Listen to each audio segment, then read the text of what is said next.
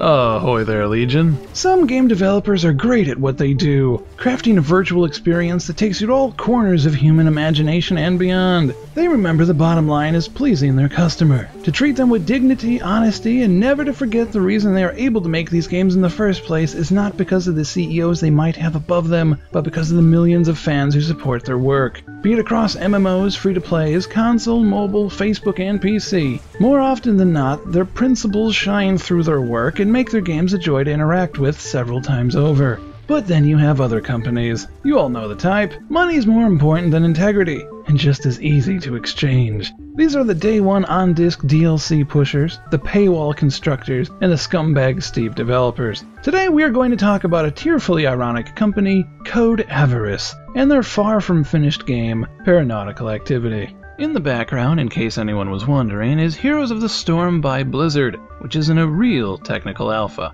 They have nothing to do with either Code Avarice or Paranautical Activity, thankfully, but as they are a decent company with a decent game, they allow us YouTubers to use their footage in virtually any way we like as long as we follow a few rules. Rules, and language, and logic for that matter, are sadly not Code Avarice's strong points. Actually, I don't know what their strong points are. It could be leading customers on for nearly half a year, or deleting any hint of negative feedback of their forums or Reddit, making really off-color remarks on their personal/business Twitter accounts.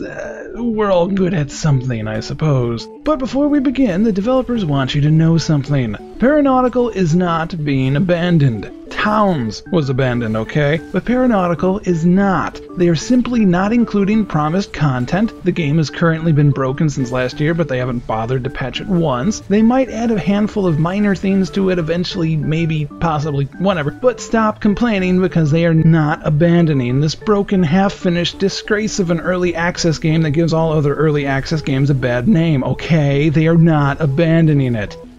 They're just deserting it. Completely different. Look it up and stop tweeting them about it. God. You know, you announce that you're done with a game before it's actually complete and all these stupid people get mad. Ugh, so frustrating, you know? Sheesh. Color me surprised to read a whining developer on the Steam forums constantly say the one reason they aren't abandoning their game is due to semantics. And man oh man, is semantics the backbone of their escape route to avoid paying any money back for an unfinished game. Co-op, arguably the major selling point of the game, is not going to be included. It can be done, but that would require recoding the entire game, and you know, it's not like they promised it anywhere, or that any basic skills of Google could catch them in that lie, to the point of saying days before they even appeared on Steam they promised to include it. So the very first second of their Steam store page was going live, they had the message that co-op will be added in the near future. I just want to mention that one more time to make it perfectly clear. From the very first second of its digital life, Paranautical Activity's store on Steam, right at the top, said that co-op was coming in the near future. There is no room for any possible denial that co-op was promised to every single copy the game was sold via Steam.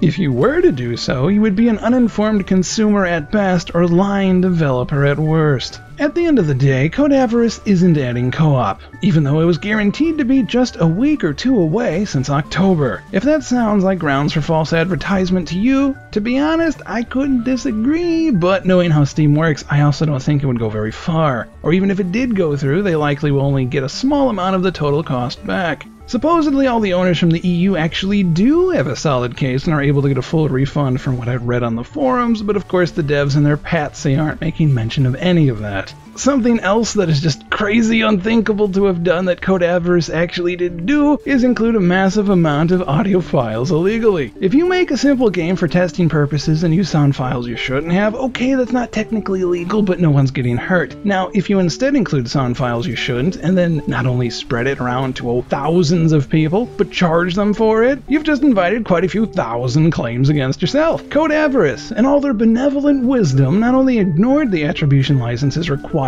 per use, but even went so far to use at least one that was straight up not monetizable, and yet continued to sell the game anyway. Then of course as a game developer you want as much promotion as possible, so you tell everyone that they can monetize footage of your game on YouTube and Twitch and all that stuff, only you don't tell them about all the attribution you not only forgot or just hid under the rug, but then you use those content creators for your own personal gain, while simultaneously putting yourself at greater risk of infringement, but now you're also putting each kind or enterprising soul at risk who featured your game as well. To date, March 26, 2014, the game is packed to the brim with stolen audio content, and thus each video that has been made previous to March 26, 2014, and into the near foreseeable future, is ripe for copyright claim. If you or anyone you know has made a video for Paranautical Activity, I strongly suggest informing them that any way you know how, that they immediately take down that footage before YouTube does, only when they do, they'll smack it with a copyright strike as well. Wow, Psycho, that's really lame. What do we do from here? Well, Legion, we have some options. Luckily, the vast majority of people that bought the game aren't in danger of copyright. That's just the people who promoted it under the ignorant or nefarious judgment of Code Avarice. Rarely are things black and white, but to be honest, the more I dig, the smaller that scope of gray area is getting. But as far as a consumer of Paranautical Activity goes, I did get the game with co-op in mind, but it was not my sole reason of purchase. I'm ticked it'll never be finished, no matter how often Code Avarice says otherwise.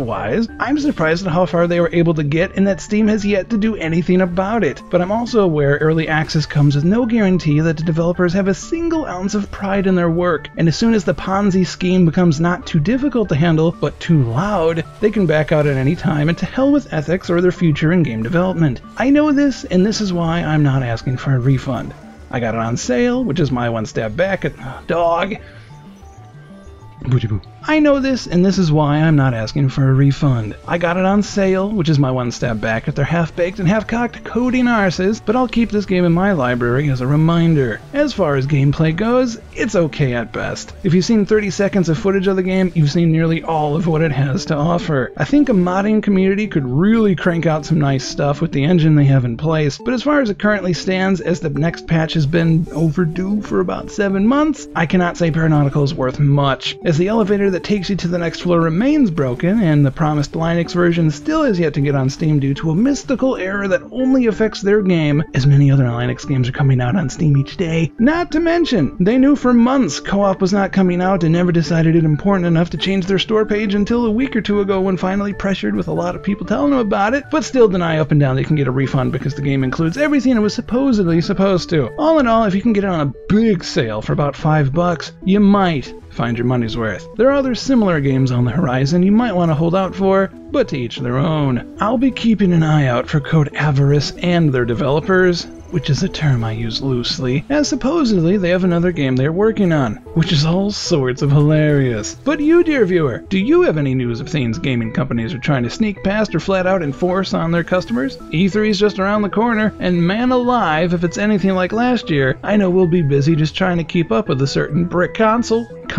If you'd have anything you'd like to report as Shenanigans, feel free to leave a comment below or send a message to my YouTube inbox if you'd prefer to stay anonymous. Paper trails, telling tales, and all that. I like your style. Subscribe to keep up to date as well as get informed of our other content. We post something every Monday, Wednesday, and Friday, usually a bit more on the crazy and less on the serious. Like and share this video with your fellow gamers, and don't forget to inform Paranautical video uploaders of the thin ice they're currently treading on. If, surprisingly, the devs aren't going to tell anyone, someone has to. And who's going to believe someone called Psycho?